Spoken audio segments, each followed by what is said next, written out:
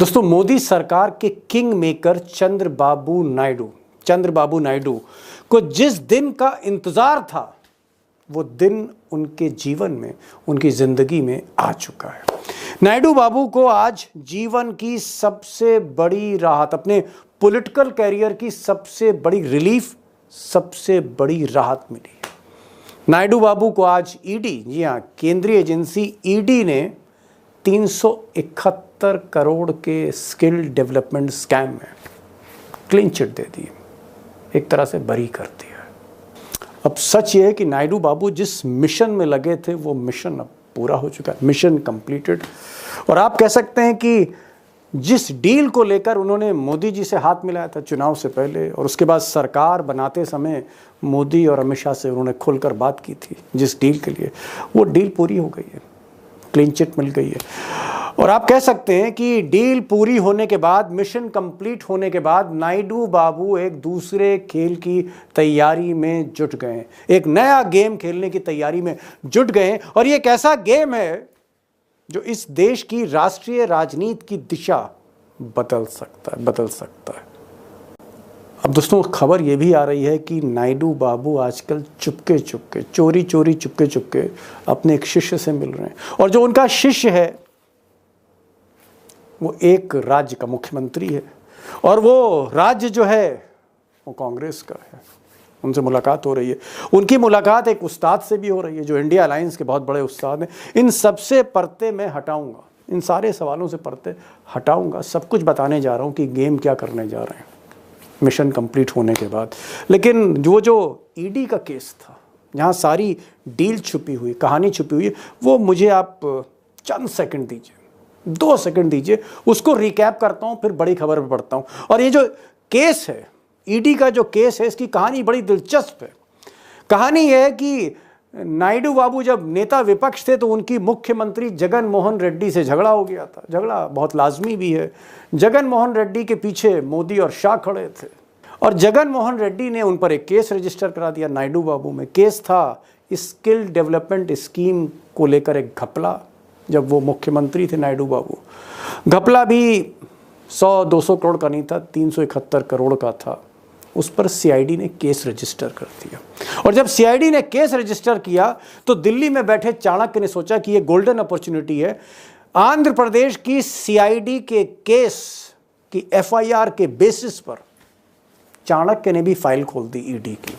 और ईडी की जब ये फाइल खुली तो एक संकट तो आंध्र प्रदेश में सीआईडी का था, उससे बड़ा संकट ईडी का खड़ा हो गया। ईडी ने भी जांच खोल दी कि पैसा कहां से आया, ये 371 करोड़ रुपए गए कहां, इसका बहुत बड़ा मुनाफा कहां गया। और आप कह सकते हैं कि ये जो केस था ईडी का, इसी केस की बदौलत पैदल चलते हुए नायडू बाबू कांग्रेस को छोड़कर मोदी के साथ आ गए, बिकॉज ऑफ ईडी। और उसी ईडी से, वही जो ईडी की तलवार लटकी थी, आज मुक्ति मिल गई नायडू बाबू को। इसलिए मिशन कंप्लीट है, आगे बड़े खेल की योजना बना रहे हैं। और दोस्तों, क्या खेल करेंगे वो तो मैं आपको बताऊंगा। एक्सपर्ट्स भी रहेंगे। एक एक्सपर्ट हैदराबाद से जुड़े हैं जो रग रग से वाकिफ़ है नायडू बाबू की। लेकिन एक सच्चाई और बता दूं। सच्चाई ये है कि जैसे नीतीश कुमार हैं, नीतीश कुमार भी समर्थन दे रहे हैं, वो भी किंग मेकर हैं, लेकिन अधूरे किंग मेकर हैं नीतीश कुमार, क्योंकि कहीं ना कहीं बीजेपी की बैसाखी पटना में नीतीश कुमार के पास है, और नीतीश कुमार की बैसाखी दिल्ली में मोदी के पास है। बराबर का सौदा है, बराबर की डील है। लेकिन नायडू बाबू के साथ ऐसा नहीं है। नायडू बाबू आंध्र प्रदेश के चीफ मिनिस्टर हैं, प्रचंड बहुमत में हैं, और 175 सीटों वाले आंध्र प्रदेश असेंबली में, विधानसभा में 135 विधायक, 135 टीडीपी के हैं, नायडू बाबू के। उनको बीजेपी की जरूरत नहीं। बीजेपी के पास सिर्फ 8 विधायक हैं वहां पर, और वो भी नायडू बाबू के रहमो करम पर हैं। तो नायडू बाबू को मोदी की जरूरत नहीं है। नायडू बाबू को फंड और ग्रांट जरूर चाहिए, लेकिन जरूरत नहीं है। मोदी को नायडू बाबू की जरूरत है। नायडू बाबू हटे तो खेल बिगड़ा। हरियाणा की जीत से या महाराष्ट्र भी जीत जाएं, उससे कुछ फर्क नहीं पड़ता। लोकसभा के भीतर नायडू जरूरी है, वरना मोदी की कुर्सी जा सकती है। इसलिए बॉटम लाइन यह है कि नायडू को मोदी की जरूरत अब नहीं है। ईडी की क्लीन चिट के बाद मोदी जी को जरूरत है। अब दोस्तों, बड़ी खबर से पहले, खुलासे से पहले एक और सच्चाई जान लीजिए। सच्चाई ये है कि नायडू बाबू प्रचंड बहुमत वाली सरकार के मुख्यमंत्री हैं आंध्र प्रदेश में, लेकिन प्रॉब्लम ये है कि जो उनसे पहले मुख्यमंत्री थे जगन मोहन रेड्डी, उन्होंने लाखों लाख करोड़ का कर्जा चढ़ा दिया है आंध्र प्रदेश में। और आंध्र प्रदेश की सरकार, आप कह सकते हैं, पैसों की किल्लत से जूझ रही है। अब आंध्र प्रदेश के मुख्यमंत्री को, नायडू बाबू को, मोदी जी से पैसा चाहिए, ग्रांट्स चाहिए, फंड्स चाहिए। कई बड़े प्रोजेक्ट हैं। अमरावती जैसा एक स्टेट कैपिटल नहीं बनाना चाहते सिंगापुर की तर्ज पर, उसके लिए पैसों की ज़रूरत है। और मोदी जी कंजूसी कर रहे हैं। समर्थन तो ले लिया, लेकिन ग्रांट नहीं दे रहे। और ये एक दुखती रग है। और पब्लिकली आजकल आंध्र प्रदेश में जगह जगह रैली में नायडू बाबू कह रहे हैं कि भाई हम तो कोशिश कर रहे हैं आंध्र प्रदेश को संवारने की, लेकिन ये राज्य कर्जे में डूबा है और हमको केंद्र से मदद नहीं मिल रही, फंड्स की दरकार। इसी वजह से नायडू बाबू अंदर ही अंदर खुश नहीं है। और दूसरा कारण यह है कि मुस्लिम राजनीति करते हैं। और उन्होंने कहा है, इंडियन एक्सप्रेस से भी कहा उन्होंने एक इंटरव्यू में, कि हमारी आइडियोलॉजी मोदी जी से अलग है, बिल्कुल अलग है, क्योंकि उन्हें मुस्लिम वोट चाहिए। वहाँ पर सेकुलर पॉलिटिक्स करते हैं, आप कह सकते हैं सोशलिस्ट धारा के नेता हैं। और अब असली खबर यह है कि आजकल नायडू बाबू, और खासकर अब इस क्लीन चिट के बाद जो नए गेम की तैयारी कर रहे हैं, मैंने कहा था ना, एक उनका परम चेला है, और परम चेला जो है वो ये साहब है, रेवंत रेड्डी। ये पहले नायडू बाबू के ही साथ थे, नायडू बाबू के चेले थे टीडीपी में। राहुल गांधी ने इन पर हाथ रखा और इनको मुख्यमंत्री बना दिया है तेलंगाना का। दोनों चोरी चुपके गुरु चेला मिल रहे हैं, खिचड़ी पक रही है। एक और साहब हैं डीके शिव कुमार, ये डिप्टी चीफ मिनिस्टर हैं कांग्रेस के कर्नाटक में। आप कह सकते हैं कि असली चाणक्य हैं दक्षिण के। ये भी संपर्क में हैं नायडू बाबू के। और ये साहब जो उस्ताद हैं, असली चाणक्य, जी हाँ, अमित शाह भी चाणक्य, ये असली चाणक्य। शरद पवार टीडीपी के अध्यक्ष नायडू बाबू के असली उस्ताद हैं, फ्रेंड, फिलोसफर, गाइड। तो आप सोच सकते हैं कि क्या खिचड़ी पक रही है। अब क्या होने जा रहा है? कुछ लोग कह रहे हैं कि फरवरी 2025 जब बजट आएगा, उस बजट का बेसब्री से इंतज़ार नायडू बाबू को है। और बजट अगर मन माफिक नहीं आया तो वहीं से शुरुआत हो सकती है गेम की। दो खास एक्सपर्ट हैं। मैंने आज लखेड़ा साहब, उमाकांत लखेड़ा को इसलिए बुलाया क्योंकि 90 के दशक में सबसे क्लोजेस्ट अगर कोई रिपोर्टर दिल्ली में था नायडू बाबू के साथ, तो उमाकांत जी थे। बहुत करीब से जानते हैं, रग रग से वाकिफ़ हैं। और हमारे साथ हैदराबाद से राजशेखर राव साहब भी हैं। और राव साहब रिसर्च करते करते, खबरें लिखते लिखते वो हिंदी भी जान गए। हिंदी में बात करते हैं, अच्छी बात करते हैं, और नायडू बाबू बहुत भीतर तक जानते हैं।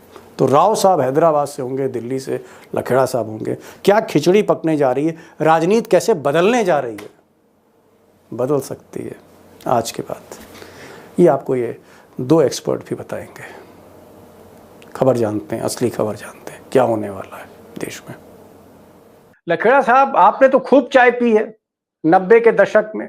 चाय भी पी रहे हैं, बिस्कुट भी खा रहे हैं, नायडू बाबू से बात भी कर रहे हैं, हैदराबाद में भी मिल रहे हैं, दिल्ली में भी मिल रहे हैं, आंध्र भवन में भी मिल रहे हैं, खबरें भी कर रहे हैं। तो आप तो दिल्ली के ऐसे एक पत्रकार हैं जो नायडू बाबू की रग रग से वाकिफ हैं, रग रग से साहब, और रग रग से वाकिफ है आप 30-32 सालों से। मैं ये जानना चाह रहा था कि नायडू बाबू को जो ये क्लीन चिट मिली है, ये जो ईडी का उन पर तोहमतें लगी थी, जांच चल रही थी, सर पर तलवार लटकी थी, और 371 करोड़ का मामला था, वो भी जेल जा सकते थे। क्या आपको लगता है कि इसके पीछे कोई डील है? और इस डील में कौन भारी पड़ा, मोदी भारी पड़े या नायडू बाबू चालाकी कर गए? देखिए, कोई गांव में बारात जाती है ना, तो जो बारात कई जगह टीका लगाने की प्रथा है, तो बारात में जो बारात होता है उनको लड़की वालों के यहाँ टीका भी लगता है। तो कुछ लोग होते हैं जिनका टीका नहीं लगा हुआ माथे पर, तो पता नहीं चलता ये लड़की तरफ से है या लड़के की तरफ से है। तो इनको टीका लगना था 1-2 महीने पहले चंद्रबाबू नायडू को। तो वो टीका हरियाणा के चुनाव, जम्मू कश्मीर का चुनाव खत्म होने के बाद टीका लगने का वादा किया गया, और वादा पूरा कर लिया। अब अभी देखिए ना कि महाराष्ट्र का चुनाव और झारखंड का चुनाव अनाउंस हो गया है, और सारा जो इंडिपेंडेंट मीडिया, हम जैसे लोग कहेंगे कि देखिए अब जो है, अगर महाराष्ट्र में चुनाव हारेंगे या झारखंड में बीजेपी चुनाव हार जाएगी तो मोदी की सरकार को, सत्ता को चैलेंज हो जाएगा। असल में यह है कि मोदी जी जो तूफान आने के पहले अपने घर को मैनेज कर रहे हैं, और उनको पता है कि चंद्रबाबु नायडू के पास 16 एमपी हैं लोकसभा में, और चंद्रबाबू नायडू पर इस सरकार का पूरा प्राण है बसा हुआ है। जिस दिन चंद्रबाबू नायडू विड्रॉ करेंगे राष्ट्रपति भवन जाकर के, ये सरकार 277 275 पे आ जाएगी, और उसके बाद सरकार का गिरना तय, कोई रोक नहीं सकता, क्योंकि चिराग पासवान कितने दिन तक चलाएंगे। मैं ये कह रहा हूं कि नायडू बाबू इतने परेशान क्यों थे, क्यों इतने परेशान थे कि भाई हमें सबसे पहले ईडी से निकालो, ईडी की जांच से बाहर निकालो, ये दबाव क्यों था ईडी का? देखिए, दबाव सिंपल क्वेश्चन ये है कि कलंक का जो टीका है चंद्रबाबू नायडू के माथे पर लगा हुआ था कि कलंक का टीका, आप तो ईडी के मुजरिम हैं। जो जगनमोहन रेड्डी की गवर्नमेंट ने जो सीआईडी इंक्वायरी स्कैम में उनके खिलाफ लगाई थी, उसको अप्रूवल दे दी थी मोदी सरकार ने। अमित शाह ने ईडी अटैच कर दी थी, ईडी के साथ अटैच कर दिया था, और केस रजिस्टर हो गए, उनको जेल में रखा। और जब इनका समझौता हुआ लोकसभा चुनाव के चंद वीक पहले, उसके पहले चंद्रबाबू नायडू क्या क्या कह रहे थे? सीधी सी बात ये है कि चंद्रबाबू नायडू को फंदे से निकलना था, और ये इसमें इनडायरेक्टली धमकी भी थी कि देखिए हमारे पास तो खोने को कुछ नहीं है, हमारी सरकार तो पूर्ण बहुमत में है आंध्र प्रदेश में, आप पर डिपेंडेंट नहीं है, आप हम पर डिपेंडेंट है। जरा राव साहब के पास चलते हैं, हैदराबाद का मिजाज समझने की कोशिश करते हैं। राव साहब, आपकी तो पूरी उम्र जो है वो नायडू बाबू के रिसर्च में ही गुजर गई, और रिसर्च करते करते आप हिंदी भी सीख गए।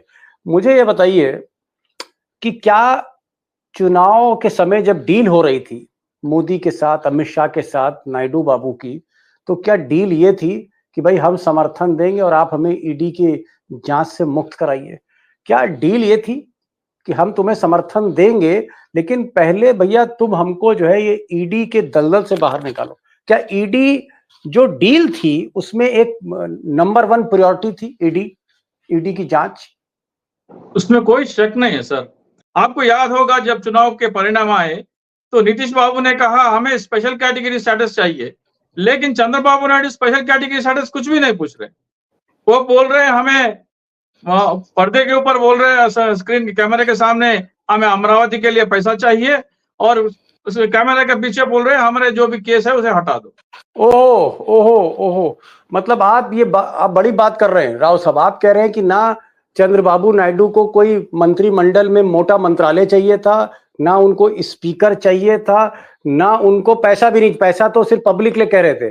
दरअसल पर्दे के पीछे उनको सिर्फ ईडी से मुक्ति चाहिए थी, ईडी से मुक्ति, ईडी से पुराने केसेस में मुक्ति चाहिए थी, और नए केसेस जो बनने हैं वो नहीं खुलना है। ये तो 330 करोड़ के केस की बात है, 371 करोड़। हाँ, 371 करोड़। उसमें अगर अमरावती का केस अगर खुल गया तो 2 से 5 लाख करोड़ का है, वो नहीं खुलना भी एक सबसे बड़ा इंपॉर्टेंट है। कितना बता रहे हैं? 2 से 5 लाख करोड़ का घोटाला है अमरावती में, 2 to 5 लाख करोड़।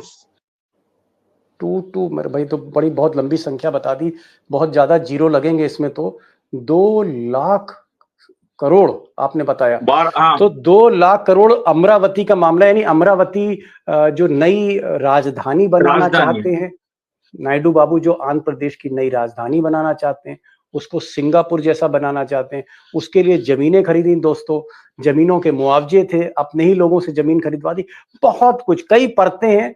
और राव साहब कह रहे हैं कि भाई ये लाखों करोड़ का मामला है, ये केस ना खुल जाए, इससे भी मुक्ति, और जो तलवार सर पर हाँ, पुराने केस जो ईडी था उससे भी मुक्ति चाहिए थी, यानी मुक्ति ही मुक्ति चाहिए थी जेल से। ओके, गॉट द पॉइंट कि कहीं ना कहीं नायडू बाबू का स्वार्थ जुड़ा था, उनका आंध्र प्रदेश नहीं, उनका अपना स्वार्थ जुड़ा था, इसलिए समर्थन दे रहे थे मोदी जी को। आप लखेड़ा साहब, नायडू बाबू तो अब आजाद हो गए हैं, जो उन पर केस था, जो उनका डर था, जो उनका खौफ था, वो अब खौफ तो खत्म हो गया।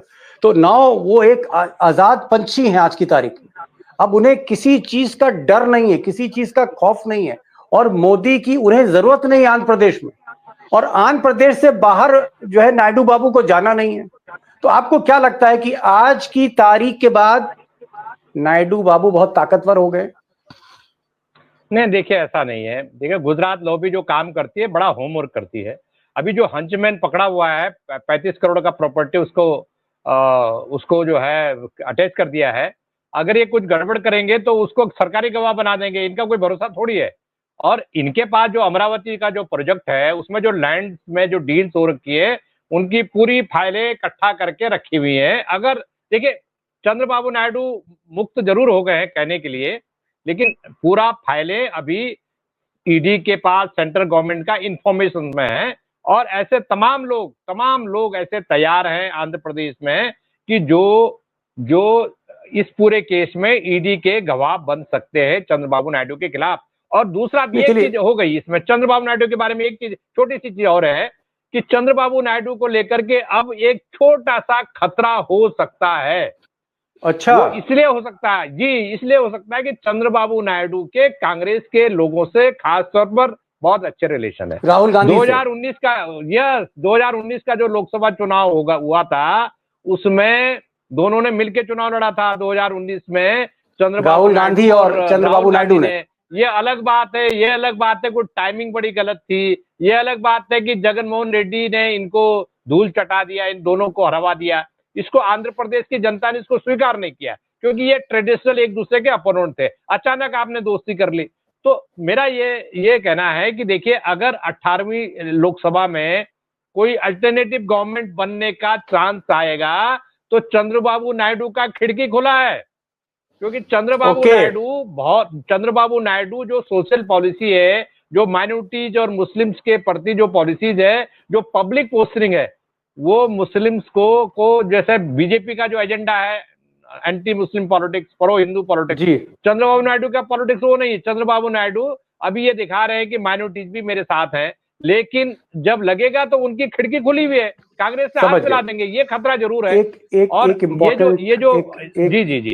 एक इम्पॉर्टेंट बात लखेड़ा साहब ने कही। उन्होंने कहा कि चंद्रबाबू नायडू की जो राजनीति है आंध्र प्रदेश में, मुस्लिम उसमें अहमियत रखते हैं, उनकी इंपॉर्टेंस है। मुस्लिम वोट नायडू बाबू को चाहिए और इसलिए बीजेपी से उन्होंने हाथ जरूर मिलाया है, लेकिन परहेज करके मिलाया है, दिल से नहीं मिलाया है। और आज जब ईडी से उनको क्लीन चिट मिल गई, मुकदमों का झंझट खत्म हो गया, और जो मुकदमे सीआईडी में चल रहे थे आंध्र प्रदेश में, उसके तो माई बाप वो खुद ही है, मुख्यमंत्री के अंडर में ही आंध्र प्रदेश की सीआईडी है, तो वो केस तो वो खुद ही निपटा लेंगे या निपटा दिए होंगे। सिर्फ डर उनको सेंट्रल एजेंसीज के केसेस का था, वो डर खत्म हो गया है।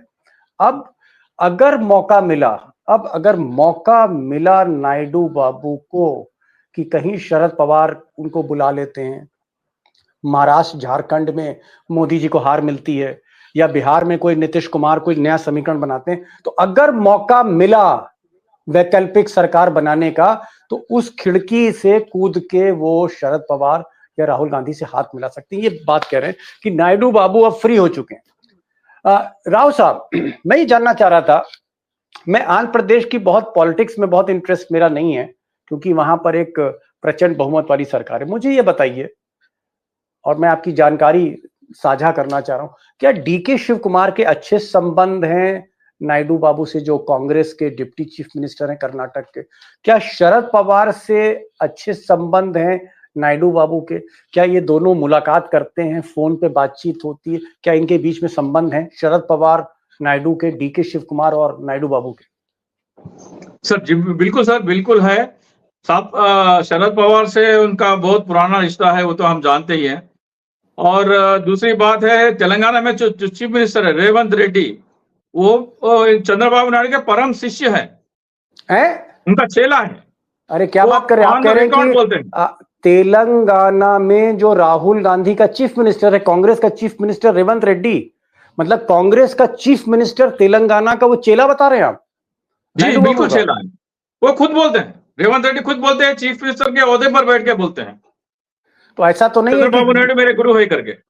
ये जो कह रहे हैं कि अगर वैकल्पिक सरकार बनाना होगा तो ये चेला गुरु को ले आएगा पकड़ के, आओ गुरुजी चले इधर। सर क्यों नहीं आएगा सर? शर्मिला जी जगनमोहन रेड्डी की सगी बहन, वो भी पीसीसी प्रेसिडेंट आंध्र प्रदेश के, चंद्रबाबू नायडू के जो मंत्री है उनके जहाजों में घूमती है, हवाई जहाजों अरे में। बाप रे बाप। हाँ, उनको जरा उनके बेटे का जब शादी हुआ, स्पॉन्सर्स पूरे तेलुगु देशम वाले थे, टीडीपी वाले थे। तेलुगु देशम का जो अरे भाई स्क्रिप्ट है ये वो बढ़ती। लखेड़ा साहब, ये राव साहब क्या बता रहे हैं कि मिस्टर नायडू के बड़े अच्छे संबंध हैं तेलंगाना के कांग्रेस के मुख्यमंत्री रेवंत रेड्डी से। राव साहब कह रहे हैं कि रेवंत रेड्डी कांग्रेस के चीफ मिनिस्टर तो चेले हैं, परम चेले नायडू बाबू के। दूसरी बात ये कह रहे हैं कि जो कांग्रेस की प्रेसिडेंट है शर्मिला जी, जगन मोहन रेड्डी की बहन, वो हवाई जहाज में घूमती हैं नायडू बाबू के लोगों के साथ।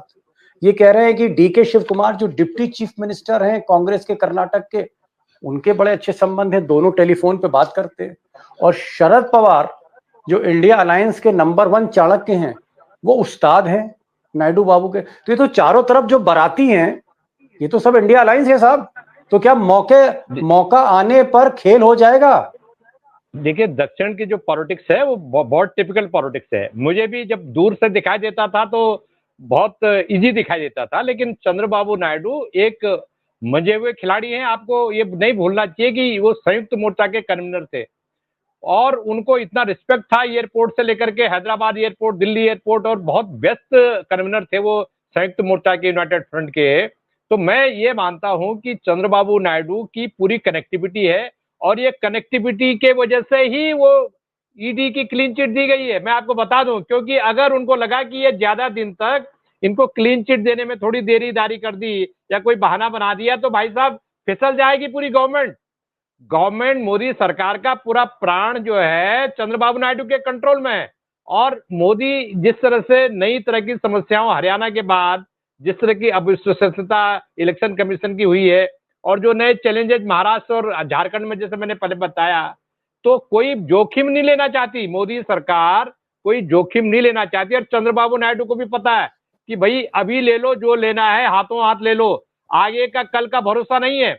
और वो कनेक्टिविटी उनकी पूरी साउथ इंडिया की पॉलिटिक्स में बड़ा अच्छी कनेक्टिविटी है उनकी। और देखिए हर जगह उनके रिलेशनशिप, निजी रिलेशनशिप के मामले में चंद्रबाबू नायडू सबके उस्ताद है। वो अपने रिलेशन किसी से खराब नहीं करते हैं, खिड़की खोल के रखते हैं। जगन मोहन रेड्डी के अलावा जितने पॉलिटिशियन हैं साउथ के, सबसे चंद्रबाबू नायडू के रिलेशन बहुत अच्छे हैं, इतना मैं कह सकता हूँ। एक इम्पोर्टेंट क्वेश्चन, बहुत इंपॉर्टेंट क्वेश्चन। और आप क्योंकि पार्लियामेंट्री पॉलिटिक्स में सबसे सीनियर मोस्ट जर्नलिस्ट हैं आज की तारीख में देश में, मैं ये पूछ रहा हूं आपसे कि क्या आपको लगता है कि अगर मिस्टर मोदी ने नायडू बाबू को जो वो पैसा मांग रहे हैं, जो फंड्स मांग रहे हैं, अगर वो फंड्स नहीं मिले, वो पैसा नहीं मिला, 1-1 लाख करोड़ रुपया, क्योंकि अभी तक तो पैसा बहुत ज्यादा रिलीज किया नहीं मोदी जी ने, मोदी जी कंजूस है इस मामले में, अगर उनको पैसा नहीं मिलता है तो क्या एक नौबत ऐसी भी आ सकती है कि वो उनको डिच कर दें, मोदी को धोखा दे दें? क्योंकि जैसे ही अगर वो पाला बदलते हैं तो सरकार जा सकती है और दूसरी सरकार बन सकती है। ये हमारी जो स्ट्रेंथ है, जो पार्टी पोजीशन है लोकसभा में, इस तरह की है। क्या डिच कर सकते हैं, क्या छोड़ सकते हैं अगर नाजुक मौका है, कोई ऐसा मोड़ आया जहां मोदी कमजोर लिखे, नायडू बाबू को पैसा नहीं मिल रहा है अपने स्टेट के लिए, क्या वो छोड़ सकते हैं? मैं इसलिए कह रहा हूं कि अब ईडी वीडी का कोई चक्कर नहीं बचा, इसलिए मैं कह रहा हूं now he is a free person, king maker and free, king maker भी हैं और फ्री भी हैं। 2025 का बजट सेशन आने दीजिए। बजट सेशन मोदी सरकार के लिए 2025 का बजट सेशन बहुत जरूरी है, बहुत इंपॉर्टेंट है।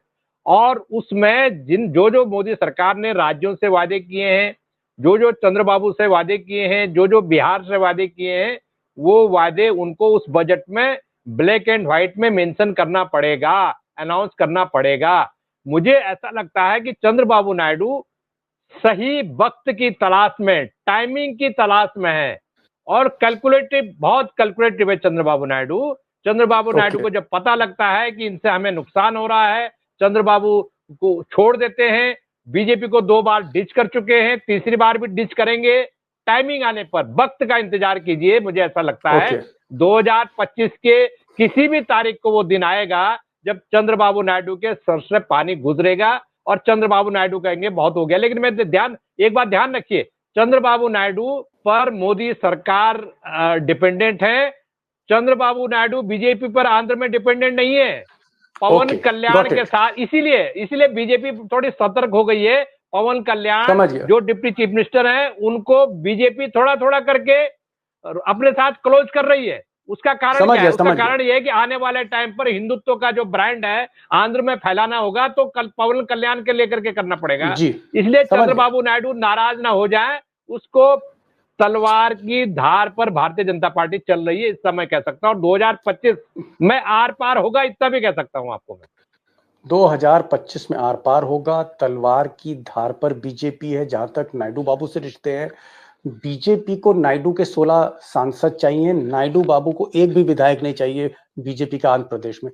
बीजेपी की जरूरत नहीं है नायडू बाबू को। जहां जरूरत थी, जिस ईडी की जांच, उससे वो मुक्त हो गए। आज उन्होंने जांच बंद करवा दी अपने खिलाफ।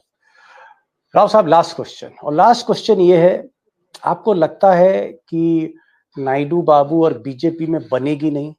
इन लोगों की जो आइडियोलॉजी है वो 36 है, इन लोगों के बीच में संबंध पहले भी अच्छे नहीं रहे। लखेड़ा साहब कह रहे हैं 2 बार धोखा दे चुके हैं, 2 बार छोड़ चुके हैं नायडू साहब, 2 बार तलाक दिया बीजेपी को, तो 2 बार तलाक है तो तीसरी बार भी हो सकता है। क्या आपको लगता है एक ऐसी नौबत आ सकती है? और क्या नायडू बाबू समय के हिसाब से सियासत करते हैं, समय देख के चलते हैं?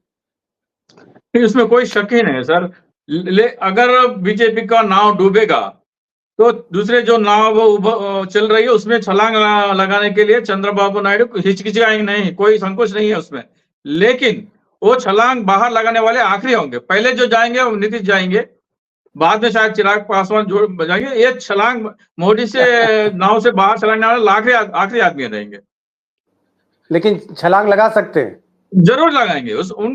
उनको कोई एथिक्स नहीं है उनके स्टेट के लिए। क्या मतलब, नीतीश बाबू तो अपने स्टेट के लिए कुछ ना कुछ सोचते हैं, चंद्रबाबू नायडू ऐसा कुछ नहीं है। ना ससुर का ख्याल है, ना भाई का है, ना साले का है। ससुर एनटी रामाराव, हाँ, NT Rama Rao, founder president of Telugu Desam party.